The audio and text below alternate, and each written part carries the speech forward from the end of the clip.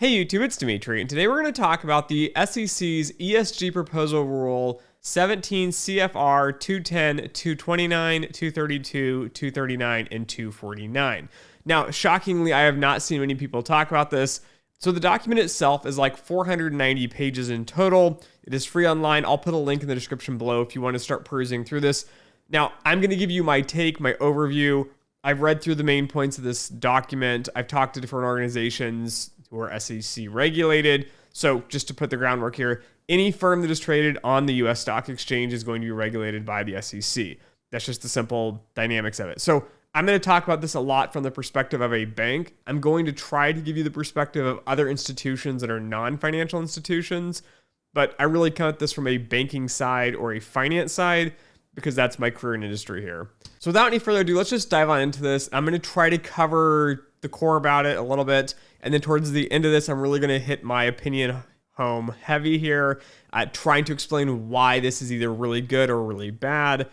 So the proposal itself, though, in the document, they've stated as require information about a registrant's climate-related risks that are reasonably likely to have a material impact on its business, results of operations, or financial conditions. Okay, that's what they're proposing here. So realistically, what we're saying, the SEC wants all these institutions to go out with your financials that you're going to end up submitting for like your 10Ks, for example.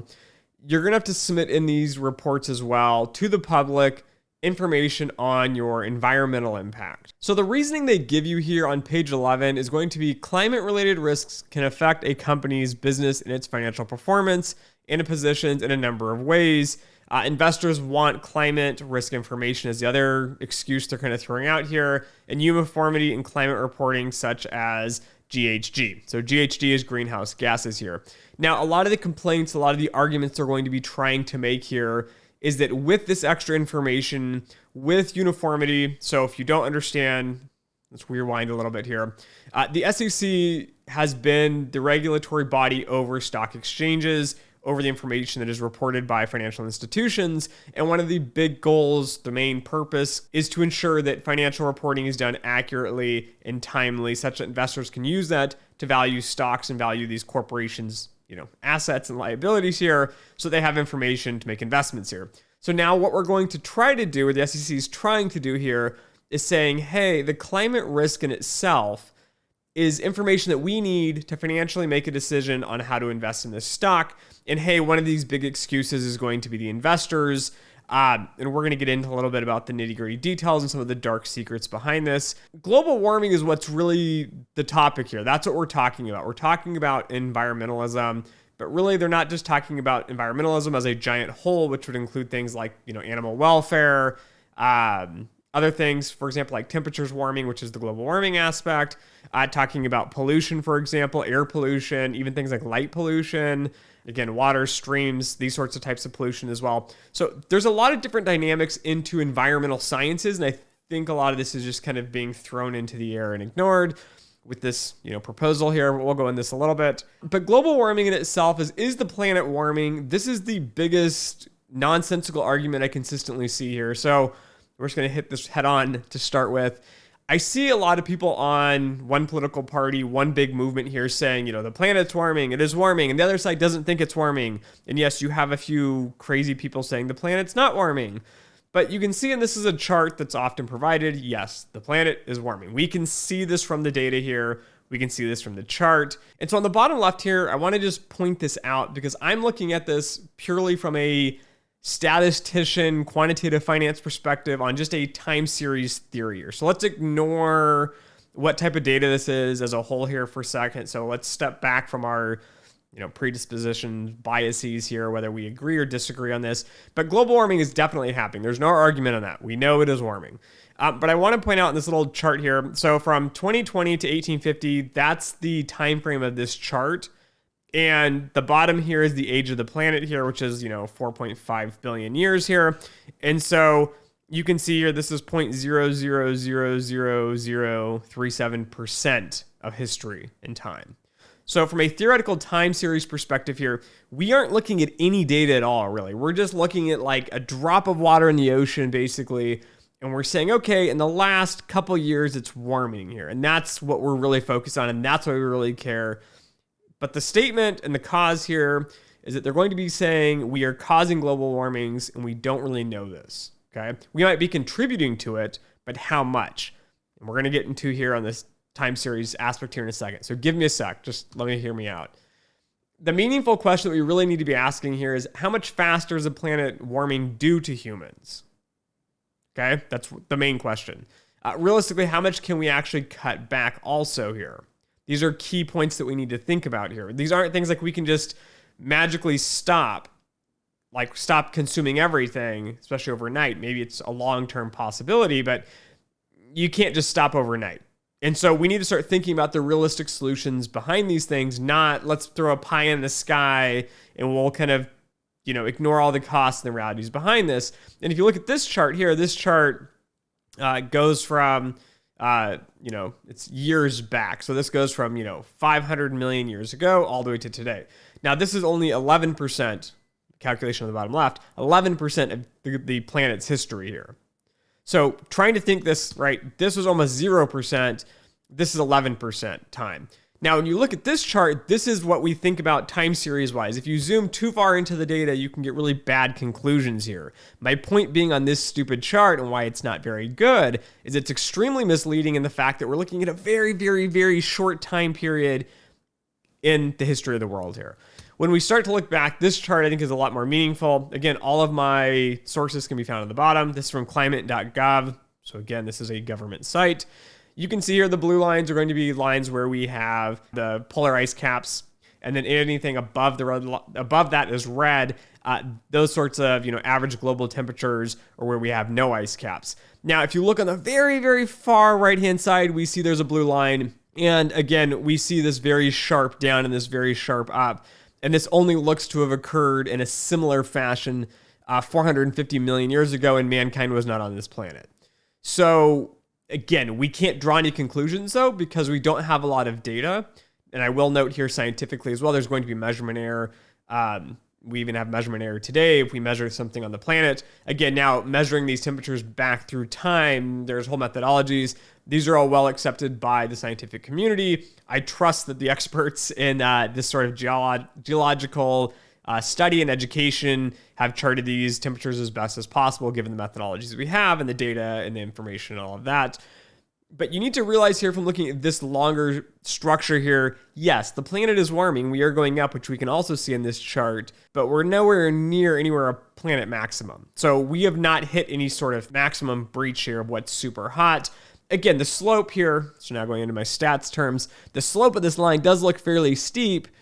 So it could be that humans are causing this, and this should be a viable concern. But looking at the world's history, no, I don't think the world's going to end because magically the planet's warming. This is a natural occurring process, which obviously has been happening for millions of years before humans. So again, it's not that the planet is or is not warming. It is not that global warming and environmentalism is good or bad. The question we need to ask is how much faster is the planet warming due to humans, and how much is that valued, and where do we rank that in the priority here of economic constraints? Because humans have economic constraints. We have wars, we have people that are starving of starvation, we have disease, we have all kinds of other problems around the globe. And some of these are going to need to take precedence over global warmings. But we've had doomsday predictions here for over 50 years, and the world's going to end by 2010. And the world's going to end by, 1990. And the world's going to end by, okay, we're going to get into model failures here in a second. But let me go back to this with more questions here that are meaningful questions. Carbon emissions and temperature predictions also here. So these are some of the predictions and charts you can look at. They give you a variety of scenarios from kind of what we should be expecting, what we might be expecting.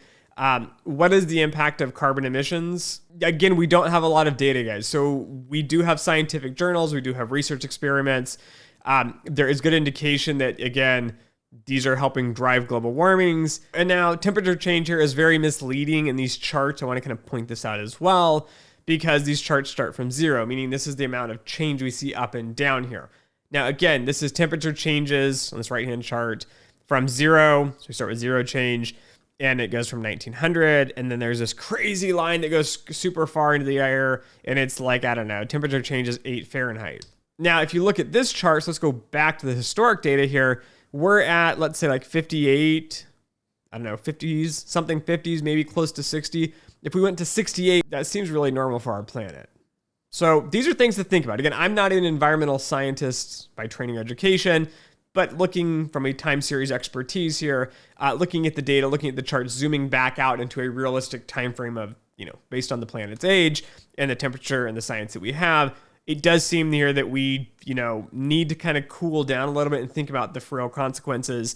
Also think about the technology and adaptations that humans have. So we have adapted quite well. We do adapt to these things.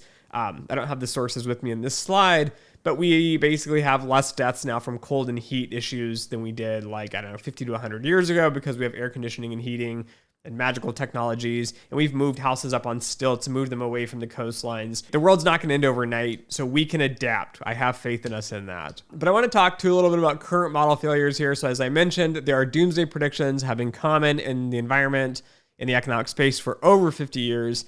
This just seems to be a very new, exciting way to get people kind of riled up and have discussions about it. And as I mentioned before, they'll make false claims like, oh, people don't believe in it and they're horrible. Of course, there's people that don't believe in it. There's crazy people everywhere. But the real questions we need to be asking is, how much are we impacting this? And where does this fall in our economic constraints that we need to be worrying about? The UN has made many claims and threats about the world ending multiple times, and magically we're all still standing here with no issues. And I'm going to point out here specifically, time series modeling is hard. It is very, very hard. I work in finance. We have very limited data, and doing time series has very limited data in nature. And, environmental predictions are even harder. There's even less data often because, again, as I mentioned with these time frames, we don't have a lot of data we can't collect from millions of years ago.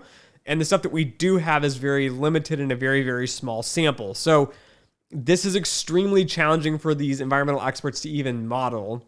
So I'm not saying these charts are wrong here, but I believe a lot of people that are pushing these sorts of reports are jumping off their seats as the world's going to end. And yet we're kind of jumping the gun here on the actual consequences and results from this. And I put down here on the bottom two links here. There's one from the left from New York Post, one from the right from AEI.org. Again, both of these have massive histories, 50-year predictions of all these different apocalyptic endings. I think there are some rational people across all the spectrums of political parties that understand some people are getting a little bit too involved in the world is ending mentality, trying to scare people into doing things. And the SEC, I believe, is one of these individuals who's just jumping off their seat to make everything end. But I want to point something out now with economic, energy, and emissions here. So there was an amazing podcast with Steve-O, and Steve Wozniak here. So Steve Wozniak mentioned in this interview. I'll link this below in the description as well. Steve has his own theory of what he calls the 3 E's. So again, this is not scientific. This is Steve Wozniak's opinion here, but I think it has some great merit here. Steve Wozniak mentioned there's economics, there's energy, and there's emissions. And what he explains, and why this makes a lot of sense, is that economics is how we are financially. So economically, how many things do we have? Do we have the food we need? Do we have safety, for example? Do we have a nice house? Do we have cars, transportation, a lot of things? And the more economics you have, the better your economy is. So as GDP essentially grows, your energy consumption grows as well. Because, to have nice houses and to heat and air condition them, you need energy to do that. And the more energy you have, the more emissions you have. So when I heat and air condition my home here, my emissions are going to be going up because I'm consuming energy here. So what he's making this excellent point on is that as our welfare and ability to live gets better and better and better, so this means first world countries consume more and typically have better economics, which results in more energy, which results in more emissions. Now I will note here as well, developing countries consume a lot of really dirty sources of energy like burning coal or burning wood or trash or other things like that because they don't have a lot of the technologies here. So I think in a way there is some truths to what Wozniak is saying here, but I think the curve looks more like this, where you have the energy and emissions on the left-hand side, you have economic development on the right, and as those first world country or third world countries or kind of those poorer countries, developing countries, they need to basically burn up a bunch of energy and create a bunch of emissions to get to a point where there's some maximum nastiness. And then as you start to gain stability and economic freedoms, you'll see end up basically efficiencies and gains, and we'll see that slope come down, and hopefully we can bring down the tail end of this for the energy emissions here. So as we can bring in other sources like, solar or even nuclear, these sorts of sources are clean, environmentally friendly sources, and we can do this with more and more technology. So I think there is hope that we do need to keep progressing. I'm not saying environmentalism is bad. I'm not saying we should, throw it all out the window, and this is a whole speech on why we shouldn't do environmentalism. No, I think it is excellent. I think it is great, but we need to go about this in a logical, common sense methodology and not looking for pie in the sky. Let's do it tomorrow at all costs. We don't care about these developing countries. We don't care about the poor. Screw everybody. We're going to save the planet kind of mentality, because that's not really what's happening here. We can see here with the data, but I believe we can get to these kind of this tail in this chart here, but we do need to realize these impact everybody. These impact the poor more than it does the rich. This works both with individuals and with countries. Those that are more developed countries that are wealthier are impacted in the fact that we have more luxuries. And of course, these luxuries, this economics creates energy, and this energy creates emissions. But at the same time here, we need to think about the poorer countries. And if we need to develop these countries, and when I say we, I mean them as their countries as well. I don't believe we should be, meddling in everybody's business. But again, you need to be understanding and have common sense here on how economies are growing, how we increase standards of living for people. Again, we have disease, we have war, we have famine, we have all these other issues and constraints going on that aren't even tied into this environmental issue here. And these sorts of things need to take precedence because these people are dying today. This isn't like we're going to die tomorrow from global warmings and then nothing happens. So we need to get our priorities straight. That's, I think, one of the main key drivers here I'm trying to make without beating a dead horse too much. The SEC proposed rules, though. So subpart to Reg SK 1500 is Rule 1. They want you to disclose climate risks with material impact and greenhouse gases. They claim this is opportunities related to climate positions can be disclosed. And then the second rule here is going to be Article 14 of Reg SX, and this is going to be Rule 2. And they state here on page 41, financial statement metrics would consist of disaggregated climate-related impacts on existing financial statement line items here. So proposed rule here, number 1, the Task Force on Climate-Related Financial Disclosures is going to be the TCFD. And we'll define risks and opportunities here. This is the goal of this here. So trying to look at these financial institutions, define their risks, define their opportunities, and kind of lay out why and how environmentalism, environmental impacts impact the firm itself. And their argument they're trying to draw here is it's going to have negative financial impacts if there's risks. If there's opportunities, it'll be all this awesome, amazing potential for growth and profitability. And so therefore, this should impact the stock price and the firm's valuation and whether you should like the firm or dislike the firm. And so therefore, this is the proposal of Rule 1. Now, I'm going to break down the transition risks because this is part of the Rule 1 that's baked into the system. If you follow the links and go through a bunch of the documentation on here.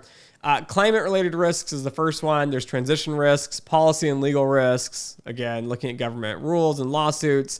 Technology risks, a new technology will be an advantage, but disrupts old systems. So if you have to switch over systems, that could cost you money and staffing and training and all that. There are market risks, concerns over shifts in supply and demand of products.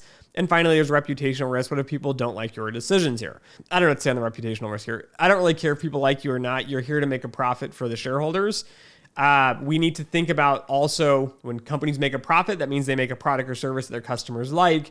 And again, there starts to get these little kind of statements from people that are super environmental that say, well, what if, the most profitable thing is not the most environmental thing?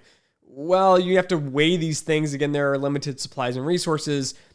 We shouldn't be dictating what companies do and don't do, and we shouldn't be, poking and prodding because this causes a lot of issues. Again, that's transition risk, which is A here. B here is going to be physical risks. So acute risk, which is natural disasters, and chronic risk, which is long-term climate effects, such as sea levels and heat waves. So they're grasping at straws here, which I don't like.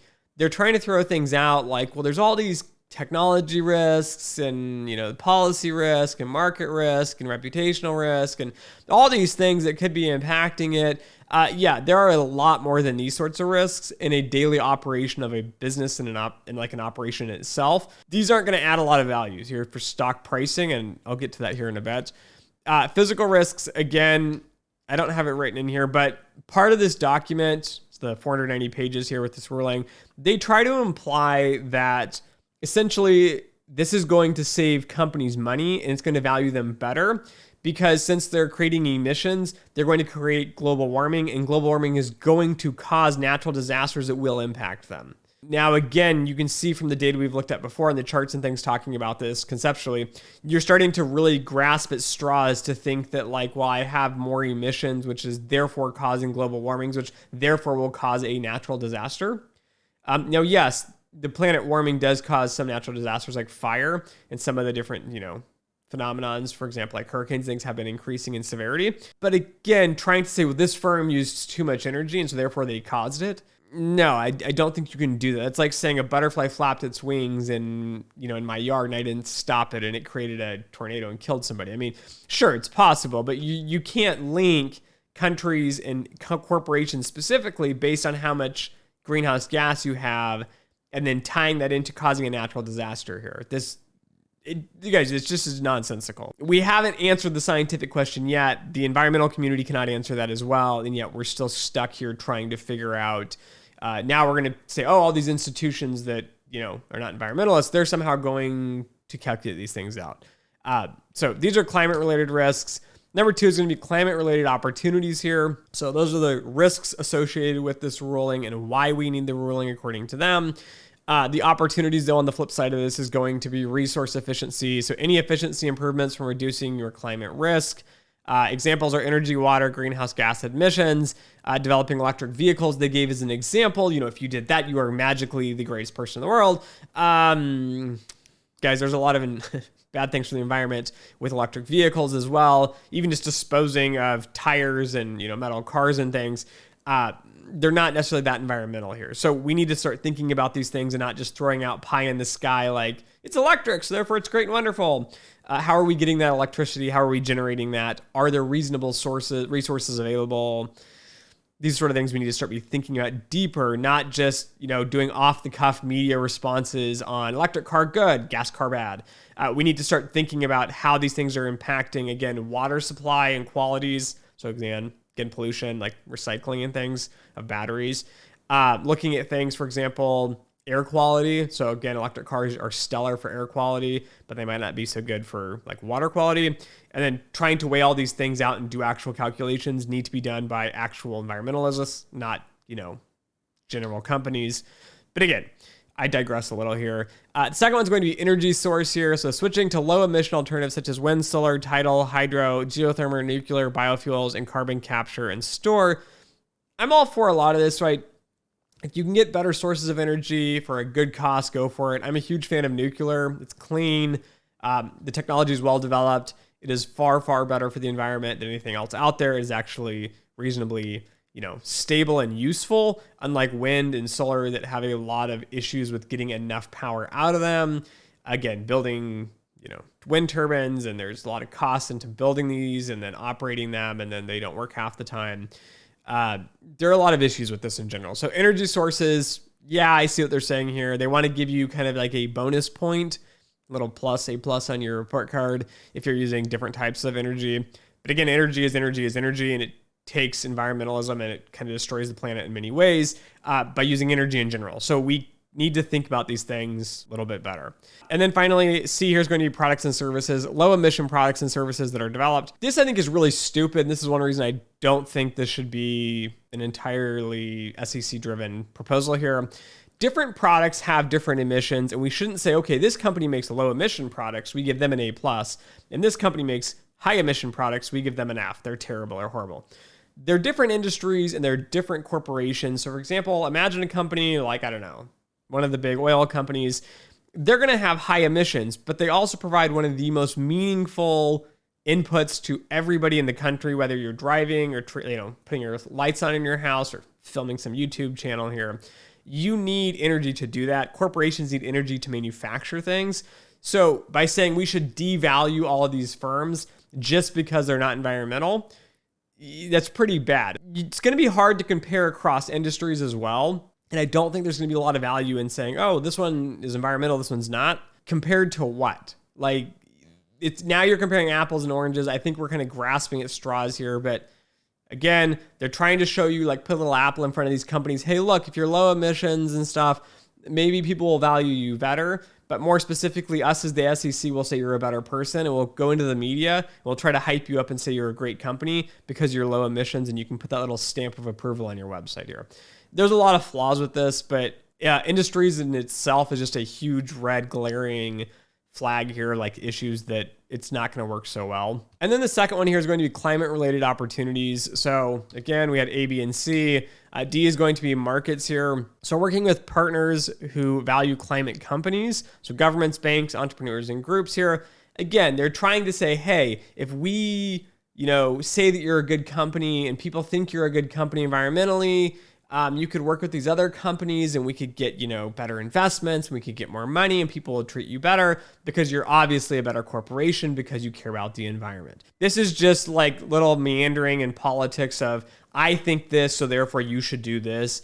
There's a lot of control manipulation here, the SEC, and what they're trying to do, and it's kind of clear when you start reading through the document. This for markets, though, I think is complete crap. It's not an opportunity. It's just posturing and hoping that government can put their, dirty little hand inside of the business and kind of operate and push companies aside and pick winners and losers, which goes against capitalism, which creates mass inefficiencies, which will environmentally be worse. So part E is resilient. So being able to respond to climate change and develop climate responsible products here.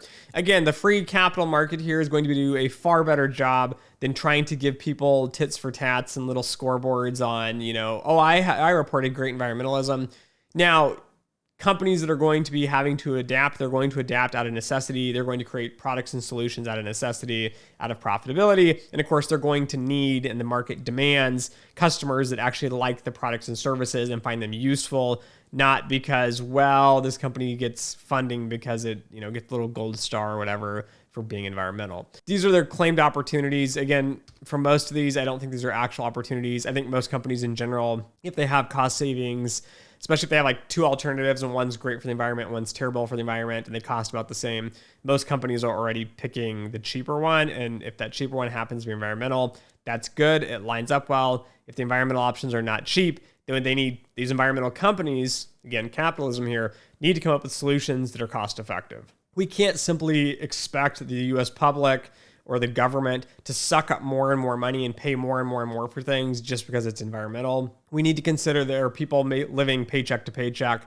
There are people in developed countries as well that are dying on the streets, and there's wars that are going on. The last thing on their mind is going to be, my electricity came from, solar, and yours came from, carbon or diesel. These are things we need to think about, but we need to realize the costs associated with these are going to be interesting as well. Okay, so the TSFD financial flow. So this chart I took from them as well. You can find it if you go through the different documents linked into this SEC proposal. This is the 2017 recommendations of the task force, climate-related financial disclosures. Essentially, all it's showing you here is that you're going to have this risk and opportunities that we just talked about. They're going to have all the risks on the left. They're going to have all the opportunities on the right. You're going to have to go through and model all these things using statistical modeling, environmental sciences, build these models, figure out your score on these, then bake these into a strategic planning risk management committee, hire and complete staff for this. Then this has to go through a financial impact analysis on how these financially impact the firm, the business over long periods, as well as short periods. And then these are going to get baked into the income statement, the cash flow statement, the balance sheet. And again, you're going to have revenues, expenses coming into the income statement. You're going to have asset liabilities and capital and financing into the balance sheet. And that's all is going to get magically reported into your SEC filings, which you're going to do here. So this is their big proposal is 2017. And they've been pushing for it for many, many years, and it has not stuck so far. So let's hope it does not. The SEC proposed rule number 2, though, there's 3 main parts here. There's financial impact metrics, expenditure metrics, and 3 is financial estimates and assumptions. Greenhouse gas metrics are based on an organization's operations that are owned or controlled by them. Firms would need to select an approach for these calculations. So someone who is highly regulated in the banking side, this is the typical regulator approach of, we want you to do something, but we're not going to tell you exactly how to do it. Or we know there's 3 different approaches for this. We don't know which one's the best approach. So please figure it out among yourselves. And then eventually we will come up with some standard later. These things start to get really challenging on how you calculate them. As we've saw at the beginning here, right? Environmental scientists who spend their entire lives looking at this have a really hard time predicting things. And yet now you're taking all these SEC regulated firms on the stock exchange and you're expecting them to magically do calculations. And they're going to make it seem as if like you just add things up like, oh, I use this much energy for this building and I have X amount of employees. And like they think it's going to be this quick accounting exercise. It's not. You're going to have to statistically model these things out across time. And doing this is going to be like rocket science for most firms. Even banks who have full staff of quants, so I work on the quant side of a bank, modeling these sorts of things out for CCAR, so Comprehensive Capital Assessment Review, which is what CCAR is. Predicting these things out over 9 quarters is nearly impossible. It's really hard to do, even using these variables. Now taking into effect environmentalism and the things that are driving it and how it's going to impact your business and financially, it's going to be challenging. Let me put it there. Banks barely can figure out how to do CCAR, and it's done horribly and is at almost no value. And yet now we're going to expect every firm who's not, mathematicians and statisticians to bring all these people in, add all these additional costs to be able to do this. So this is going to be a big, big challenge here. There are really 3 scopes, though, of greenhouse gas emissions, which they have mentioned here. There's direct greenhouse gas emissions, indirect greenhouse gas emissions that are consumed. So, for example, heat, electricity, etc. And then 3 is going to be indirect greenhouse gas emissions, and that is going to be upstream and downstream here. So upstream, let's define these. Upstream is going to be emissions from goods or services acquired, such as transportation. Downstream is going to be emissions from the products such as transportation and end-of-life treatment. So what this means in a nutshell, what they're really saying, but trying to hide these things, you're going to have to go back and figure out, for example, I make widget A and it has all these inputs and other parts from other companies. I have to figure out now all of their environmental impacts, bake those in, because what they're trying to do here is say, okay, you need to pick companies that are more environmental, not based on cost and profitability and all that, Screw capitalism here. What we really care about is you need to add up and account for all these other factors from all these other firms before you and all these firms after you now. So when your product goes out and that product is destroyed, it goes to a landfill. Now you need to calculate all of that impact as well into your calculations here. So now you can see, I hope, the calculations start to get a little bit more complex. Now, for financial institutions like banks, this gets really complicated because as we make loans to all these different organizations, you're going to be required, according to this rule, to go out and figure out their environmental impacts of all these different institutions. So a bank is going to be traded on the stock exchange, they're SEC regulated. A lot of the business loans that we make, or even consumer loans, I don't know if they're going to, this would be just madness going on in the consumer side. We'll pretend they're going to ignore the consumer side, but making loans, for example, for businesses and small businesses, you're now going to have to find companies that are so small they're not traded on the stock exchange and figure out all of their environmental impacts so that you can bake those into the products that you're selling like loans. And then you're going to have to explain how that's impacting and how you only make loans to environmental, firms and companies because you went out and did all these calculations and hired a complete staff to do this. Right? You're not going to expect, mom and pop shop down the street who needed a loan for, $100,000 to do all these sorts of things. It's going to cost more than the loan itself just to figure this out. So yeah, this rabbit hole can go very, very deep. The amount of regulations, the amount of reach the government's trying to nestle in here. And as you read through this SEC proposal as well, they make a lot of conclusions and draw strings. And then they, at the end, kind of go, well, we just need it because people want, risk information, and wouldn't it be nice to have it? But they really ignore all the details around how painful and how costly it's going to be to get it. So we'll get there. There's a benefit and cost analysis in this document. They say the benefits are comparability, consistency, and reliability of disclosures with respect to climate-related risks. They do point out some firms are already providing climate-related information and materials and metrics here, but they also point out that they're not consistent. Again, the SEC's goal and responsibility is to get consistent financials, so we know that everyone's doing their accounting the same. This does not apply to environmentalism. Again, they're trying to connect those dots and say, well, it's consistency, so therefore we need consistency. That's what they're claiming as a benefit. The cost, though, direct costs, costs of gathering and modeling data, as well as strategic management. Indirect costs are going to be potential to disclose proprietary information and increase litigation risks here.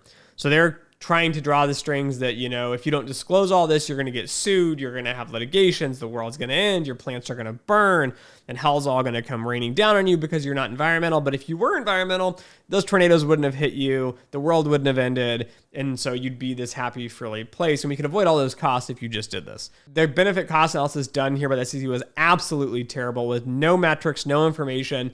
Again, they don't even have estimated expenses and how much this is going to cost firms. This costs banks millions and millions and millions of dollars just to do basic regulations on modeling for CCAR.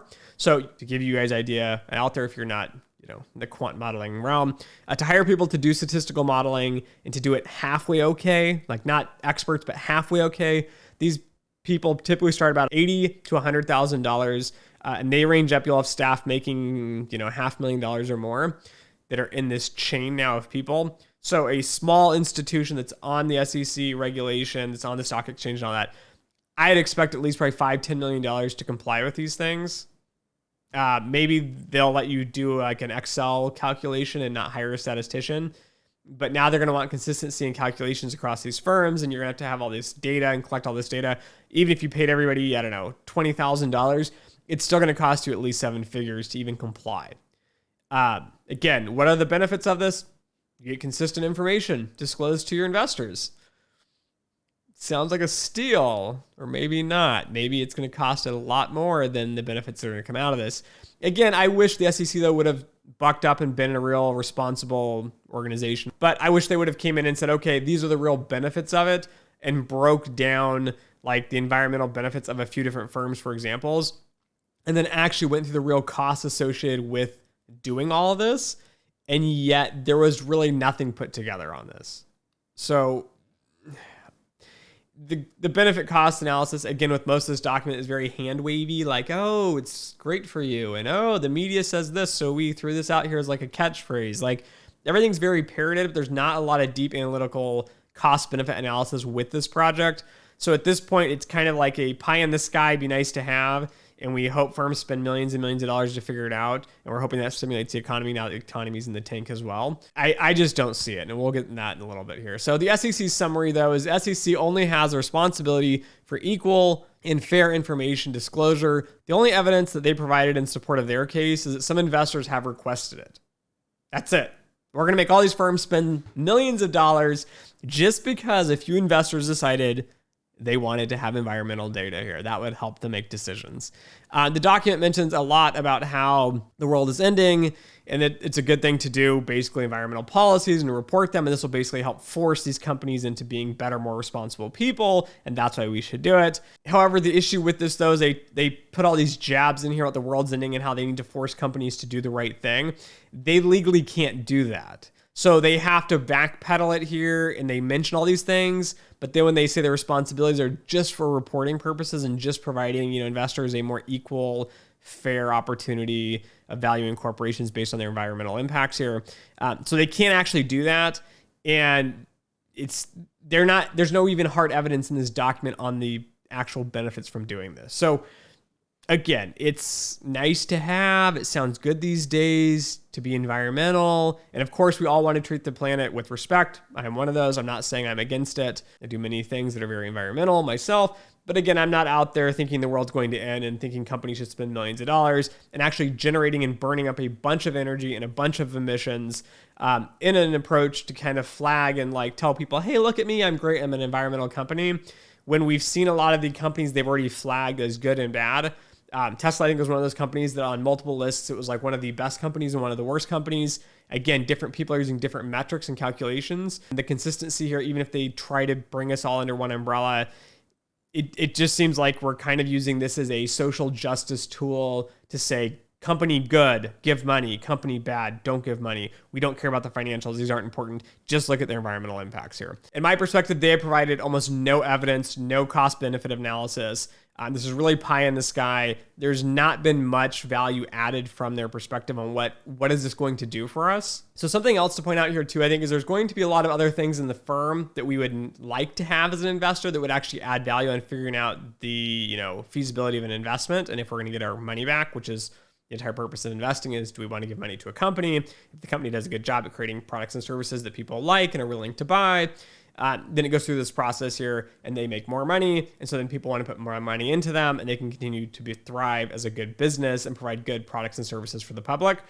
Again, this is throwing all of that out the window, making a mass assumption that environmental data and climate risk data is going to magically make the valuation of these firms more accurate. They've provided no evidence of that. I have not seen any. So again, there are a lot of other things that we could have. One example is if we had reporting more timely. So, let's throw something out there crazy. Let's say I wanted weekly or daily financial reporting from the companies on the stock exchange. This would be similar to what this ask is. Let's spend millions and millions of dollars to give investors some more information or more data. There are a lot of other risks that companies face as well, besides climate risk, like financial risk, economic risk, these sorts of things. We don't get this information either in typical SEC reporting here. So I don't see companies going out and, telling me the models they use and are they actually modeling out, asset prices of their inputs, or are they doing statistical modeling to, tell me the employee satisfaction, or like, for example, employee turnover is a really, really big issue in many firms and it costs a lot of money. Are these going to be reported? Right? These would add more value. But again, these aren't reported as part of the SECs because it's not your business. Like, firms aren't going to disclose all their inner workings and strategic decision-making and give all this out to all their competitors as well, because it's a strategic decision. It's proprietary information. That's what makes them an edge and helps them make a profit, make good products. And so you can't expect them to do that. And I think this is where we're kind of getting on with the environmental side. It's more of like a virtue signaling here than it is anything else. The real costs and benefits, though, does this additional information actually provide investors with value? Will the cost of the firms be higher than the benefits to the investors? The SEC has provided nothing. Absolutely nothing. General firm costs, though. So I just wanted to give this as a ballpark here. So me kind of doing a little bit of research and explaining this.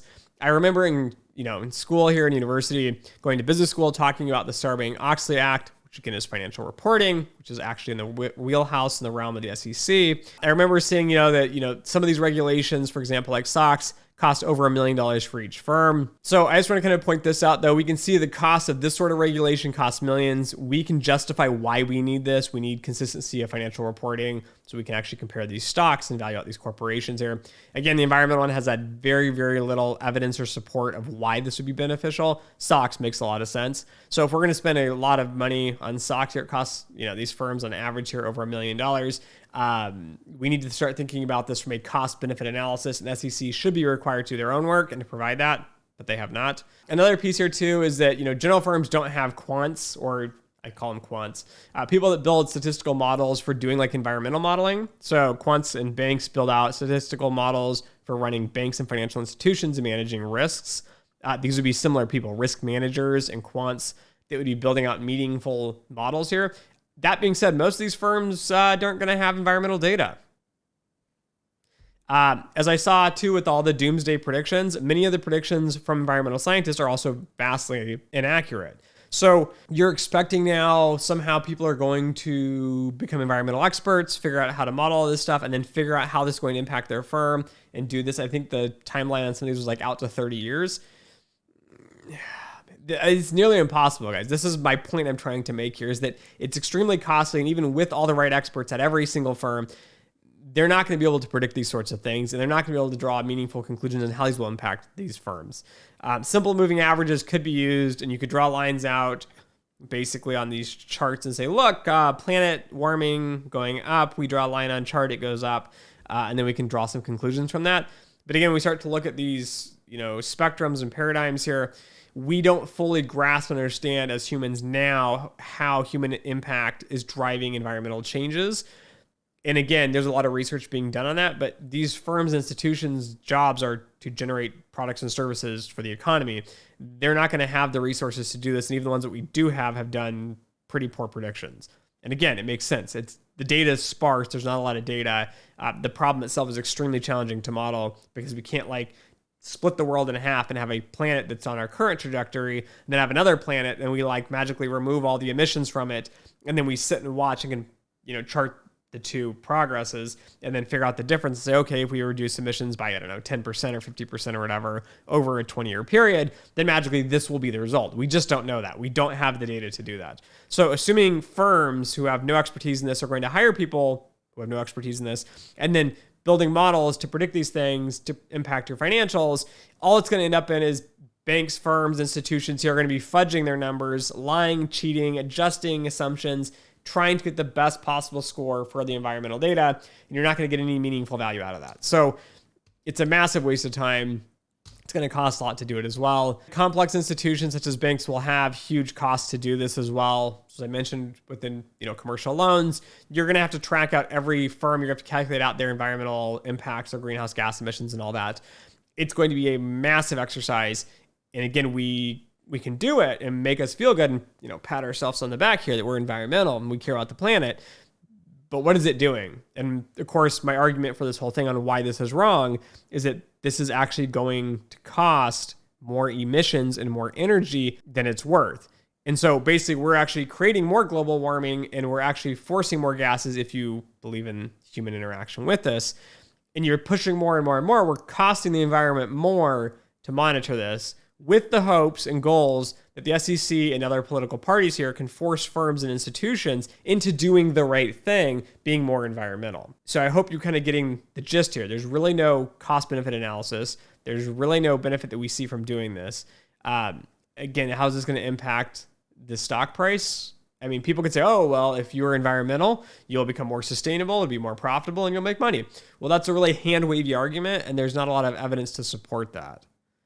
So we're kind of still stuck in this, pie in the sky dream, and we can kind of make up a story on how it could possibly benefit, but we have no data or information to do that. Again, modeling and calculations here, environmental scientists can't do this in a meaningful way. Long-term forecasts are nearly impossible. Banks with full teams of institutions here are struggling to forecast out financials with economic impact over 9 quarters, and now you're expecting us to forecast out to something like 30 years. These are going to be wildly inaccurate. Again, how do you value that into a firm's stock price? I don't know. I work in finance. I don't know. I don't think that the firms themselves are going to be able to draw that conclusion. I don't think quants on Wall Street, so the brainy guys on Wall Street, are going to be able to figure it out. I don't think there's any way to do that yet. We don't have the data. We don't have the information. There's no way to make that clear kind of connection here. And again, as I want to point out here, most of these forecasts will be, no better than random opinions or guesses here. This makes it completely useless to investors because even if everyone's doing the same thing, what does it mean and how does it impact your bottom line? It's going to be very, very unique to each and every firm and industry here. So again, businesses are incentivized to put on these rose-colored glasses. We're for the environment and they want that little stamp of approval. But firms are going to cut corners and they're not even going to be able to do this if they tried. So what is it doing besides virtue signaling? I don't really know. Again, opportunity costs. Are there better opportunities that firms can apply to the cost of ESG regulation? So if you spend all these millions of dollars, could they do something else with that to help better themselves? Yes, of course. They could spend these if they wanted to move from like a clean, dirty energy source to a cleaner energy source, and it costs millions a year. They could easily do that. There are better opportunities for them to use their money elsewhere. As I mentioned before here, right? Are there other basically reporting things that would be far better than doing this environmental ESG support? Again, they could disclose corporate strategy, as again I said before, kind of jokingly, right? If I knew all your strategies and all this, then I could better price out your firm because I would know the strategy and opinions, and I could weigh those opinions in my mind and say, okay, these are the strategies you're going to take. I think these are going to work or not going to work because of these reasonings. I could value your firm far better, and I can make some sort of decision here. But again, there's a lot of better opportunities that companies could use this money for.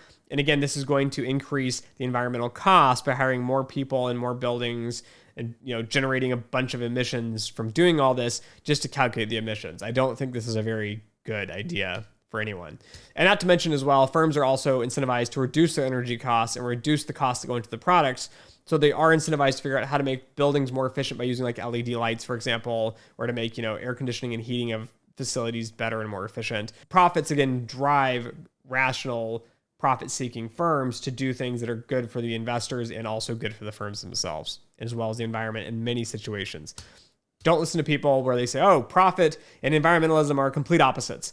No, they're not. Elon Musk is a great example of this. He has been creating cars in a profitable manner that have been somewhat beneficial for the planet. And so he's been drawing these conclusions and making profit off of it, but he needs to make a product that people like. You can't just force people to drive crappy cars. Again, the benefits here, the SEC points out that the environmental changes would have strategic benefits and could therefore be disclosed to increase a firm's valuation. Again, my point here is that these strategic benefits are often proprietary. That's what gives a firm an edge. Why would they disclose this just to get a little, gold star on their stock exchange reports and their like 10K filings? They're not. They're not going to do it. If there's, strategic things that are environmental advantages, they're going to want to keep these quiet and hush hush so they can make a profit here and make better products for consumers. And again, if they're environmentally good, that's good as well. But they're not going to do this just because they want to be slightly valued higher. Again, capitalism, if you believe in capitalism, the true benefits and costs will be reflected in the stock's price through profitability. Sure, short-term gains may occur for making poor environmental decisions, but in the long run, sustainable firms will remain. Some industries in developing countries require methods and products that are not great for the environment. However, they are necessities, like the energy industry, which we mentioned before, compared to something that is, green and magical and is great for the environment. We still need all these products and services to operate as a country and as living people. Again, determining the true environmental impact of a product is very challenging. However, doing it in an entire corporation is even harder and more challenging. Electric cars are a great example. There isn't a clear-cut answer to this. Even the EPA states total greenhouse gas emissions associated with manufacturing, charging, and driving an EV, so electric vehicle, are typically lower. And this is stated after the EPA calls it a myth. So they say it's a myth that electric cars are worse, but then they kind of hedge and say, well, they're typically lower, but not always. But they could be better, but they might not always be better. Again, there's the link below as well. So even the EPA, the Environmental Protection Agency, who specializes in environmentalism, can't really fully agree on things. They're just trying to say things to say things. And we need to do the math and the studies behind this. Again, this shouldn't be put on the burden of random corporations to do it for every product that they create or use in their products and the end value of those products and how they're disposed of. So where is the impact on the rule? Corporations will require large amounts of staff building computers and energies to meet these requirements, as I've mentioned multiple times. I think it's going to be far worse for the environment if you're concerned about the environment and emissions from doing this than actually not doing this. So the irony of this whole, hopefully, video and discussion here is we're going to make even more emissions and more energy usage just for the sole purpose of being environmental. So where the SEC's analysis of this net positive effect? I don't know. They didn't provide it in the document. They didn't provide much for the document besides a bunch of hand-waving documents and statements. But where is the analysis of this, the net positive effect? I don't know. They just didn't provide it. And then politics. So unfortunately, there is a political divide with environmentalism. I don't really think there should be. We should all be for the planet. But again, how we prioritize these things should be the discussion. Start focusing on meaningful questions, such as how much can we really cut back on energy and pollution for different firms and countries and things? To what degree are humans driving the warming, the global warmings here? I don't know. That's kind of a challenging question to answer. And we know that, which is why we don't talk about that often. We just say, oh, we're good, planet warming. You don't believe that, you're bad. The SEC claims that this will require companies to be more environmental, which will result in fewer natural disasters. Again, this is on page 11 and 22. They state climate-related risks can affect a company's business and its financial performance and position in a number of ways. Severe and frequent natural disasters can damage assets, disrupt operations, and increase costs. 14, transitions to lower carbon products, practices, and services triggered by changes in regulations, consumer preferences. 15, ability of financing technology and other market forces. 16, can lead to changes in companies' business model. So the 14, 15, and 16 are just references they have. But basically, they're trying to say you can cause these natural disasters and you can prevent them by using less energy. Yeah, that's a real big grasping at straws of no, that's no. That's really hard to say it's a company's fault. And if one company does good, magically they will not get hit by natural disasters. Again, profit and power, I think this is a real focus of what should be talked about here. Governments and people seek more power. The SEC has done very little research analysis aside saying investors want it though. That's why we need to do it. Investors want it. We need to give it to them. Profits again here. So what profits are being made off this? People are going to be wondering. The SEC through fines, regulations, and hiring more people. You get more power from this as well because you're going to be, hiring all these additional staffers and managing these big departments. Consulting firms who are advising how to meet regulations and building models. No surprise, McKinsey and a couple of the other consulting firms are mentioned in this report below. Many of them are all really pro ESG, and not surprising because they can advise and provide a bunch of services, which typically cost millions of dollars for every contract, every company they work with. So they want you to do this because it makes them more money. Again, educational institutions like GARP, which is the Global Association for Professionals, it provides more jobs. They even have an environmental risk certificate you can pay all this money for and take an exam for. So again, they're making money off of it. And then finally, environmental companies, because they get increased rankings on this. So any company that believes they're environmentally friendly or doing the right thing want an edge over other companies, and they don't believe they're getting their fair share of investors and stock prices. So they're convinced that they will force people to buy their stock and force people to know they're a good company. And when they know they're a good company, they're going to treat us much better. Again, they think it's an increase for profits, which is why many of these environmental firms are pushing for this. And then it leads to my question of reliable references that were used throughout the document. Not surprising is that many of them were not very reliable. Some of these references are BlackRock. There's even a statement that basically Larry Fink, the CEO of BlackRock, he knows that his investors want this. They've mentioned they want it, so therefore we should give it to them. That's not really good advice here. Again, BlackRock wants to do this because they want to create now new products, which are just mixes of the old stock companies into environmental stocks and sell new products that are deemed as environmental stocks. So they're making a profit off it, which is why they're so pro this new rule. Again, they use the Washington Post. Again, where are the scientific journals here? Financial Stability Oversight Committee, McKinsey and Company, as I mentioned, and the Ecological Economics Journal, which is probably the only academic journal of some sorts that was tied into this. Most of this thing is a consulting firm said this and their clients want this, so therefore we should do it. BlackRock says they want it and their customers want it, so therefore we should do it. There has been no actual evidence and proof on how this will actually benefit investors, besides the fact that some of them want it. So the references themselves, again, using newspaper articles, using companies that are going to benefit and make money off this is kind of sketchy on your references. You need to have actual hard evidence and analysis done, which SEC has not done.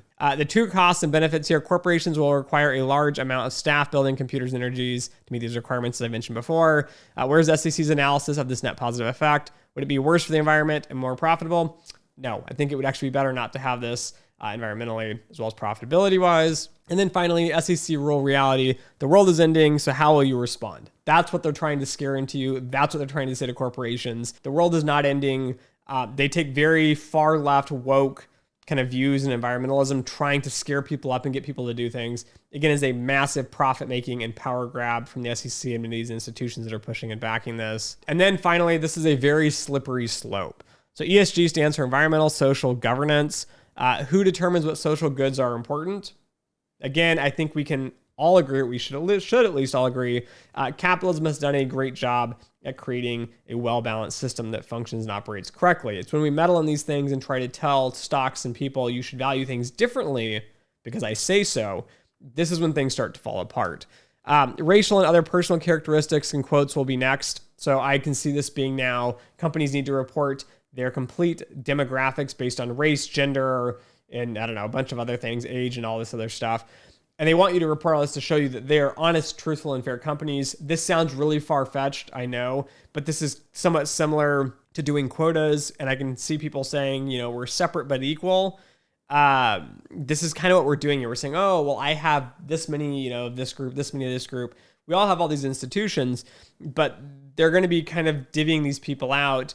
And people are going to get shuffled in crappy departments just because you're the tokens they need to meet the requirements to get better valuations on their ESG scores. These are social goals here, guys. That's where it falls into the ESG. These are not okay. This is not what we should be doing. Your social opinions and views and perspectives are not valued in a corporation's valuation. The only thing that should be valued in that is their profitability and how they impact that. Again, the environmental piece is not good for this. It's not adding any value. Other social agendas and ESG as a whole should not be done. It should be done, gone away with. This has nothing to do with the stock's performance. So these things are very, very slippery in how we end up getting to where we're headed, and hopefully not in a terrible place. So as a conclusion on this whole SEC proposal here, there's very little evidence that will actually help investors. I've seen nothing besides some investors from BlackRock and a few different articles and consulting firms have said, well, investors want it. So poor references, not good merits for this. A true cost-benefit analysis was not provided, and typically this approach of throwing all responsibilities onto the firms to figure these sorts of things out is a typical way government operates. Again, throwing the cost on everybody else and just putting their hands in there and saying, we're great and wonderful for putting this rule forward. Again, nothing was provided by the SEC. If they wanted firms to take this seriously and actually consider doing this, they should have provided a real cost benefit analysis. And then finally here, do we really want to hope that some good intentions lead to more informed investors and a better environment? Again, I don't think that's actually going to be the outcome from this. But even if it was, how is this going to manipulate firms into doing the right thing? And should we be nudging them in the first place? I don't think so. While I think some of these people have good intentions to make the environment better, I think this is actually going to make the environment far worse. So anyways, those are my 2 cents. That's my breakdown here of this SEC rule proposal on environmental reporting. Thanks for listening. Thanks for watching. And as always, until next time.